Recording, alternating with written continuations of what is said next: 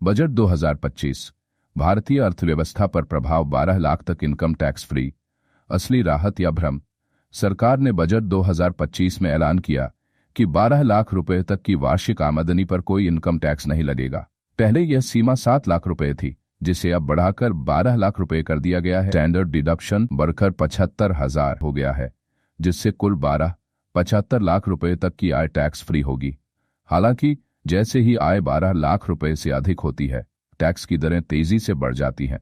13 लाख रुपए की आय पर टैक्स 75 रुपए हो जाएगा, जिससे इस नीति का फायदा केवल सीमित आय वर्ग तक ही रहेगा। बजट में बुजुर्गों और महिलाओं के लिए योजनाएं। अब 1 लाख रुपए तक के एफडी ब्याज पर टैक्स नहीं लगेगा, जो पहले 50 रुपए था। 5 लाख SC/ST महिलाओं को अगले 5 साल में 2 करोड़ तक का टर्म लोन देने की घोषणा की गई है। मिशन शक्ति योजना के लिए 150 करोड़ रुपए और महिला एवं बाल विकास योजनाओं के लिए 195 करोड़ रुपए का आवंटन हुआ है। हालांकि निर्भया फंड के लिए केवल 30 करोड़ रुपए रखे गए हैं, जो अपर्याप्त लगता है।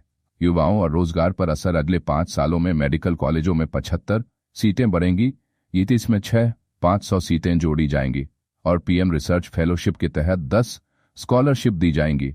स्टार्टअप्स के लिए 10 करोड़ रुपए का फंड और 500 करोड़ रुपए से 3 एक्सीलेंस सेंटर बनाए जाएंगे। हालांकि बजट में कोई सीधी रोजगार योजना नहीं दी गई है। किसानों और ग्रामीण भारत के लिए घोषणाएं। PM धन धान्य कृषि योजना को 100 जिलों में लागू किया जाएगा, जिससे 7 करोड़ किसानों को लाभ होगा। किसान क्रेडिट कार्ड की CC की सीमा 3 लाख से बढ़ाकर 5 लाख कर दी गई है। सरकार ने दाल उत्पादन को बढ़ावा देने के लिए 6 साल का मिशन शुरू किया है और असम में नया यूरिया प्लांट लगाने की घोषणा की है। गिग वर्कर्स और टेक्नोलॉजी सेक्टर पर प्रभाव। 1 करोड़ गिग वर्कर्स को पहचान पत्र दिया जाएगा और उन्हें प्रधानमंत्री जन आरोग्य योजना PMJ का लाभ मिलेगा। इलेक्ट्रिक व्हीकल बैटरियों के लिए 35 नए आइटम्स को टैक्स फ्री किया गया है, जिससे EVs की कीमतें कम हो सकती हैं।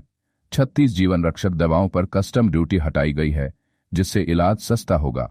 बिहार को मिली सौगातें। बिहार के लिए makhana board, national institute of food technology आईट पटना का विस्तार, 3 नए एयरपोर्ट और पश्चिमी कोसी नहर परियोजना की घोषणा हुई है। इससे राज्य के औद्योगिक, शैक्षणिक और कृषि विकास को गति मिलने की उम्मीद है। निष्कर्ष। बजट 2025 में कई लोकलुभावन घोषणाएं की गई हैं, लेकिन रोजगार सृजन और अर्थव्यवस्था को गति देने के लिए कोई ठोस नीति नहीं दिख रही। मध्यम वर्ग को टैक्स में राहत जरूर मिली है, लेकिन इसका प्रभाव सीमित है। किसानों और महिलाओं के लिए योजनाएं अच्छी हैं, पर इनके क्रियान्वयन पर नजर रखना जरूरी होगा। कुल मिलाकर यह बजट चुनावी रणनीति से प्रेरित लगता है।